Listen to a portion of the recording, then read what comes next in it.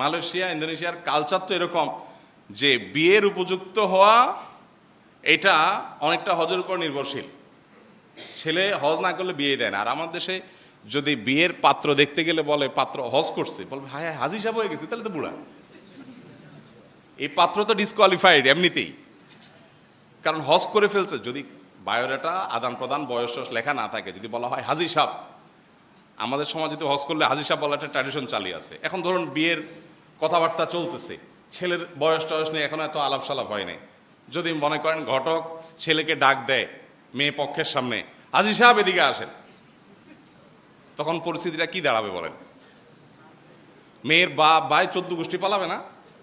Harry সর্বনাশ, ঘটক করে বলে কি হাজি সাহেবরে ডাকতেছি, বুড়া দেখে মেয়ে দিব নাকি?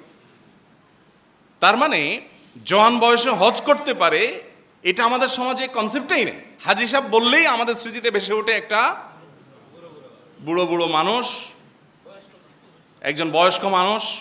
বুড়ো শব্দটা শুনতে অসন্তোষ শোনা যাচ্ছে।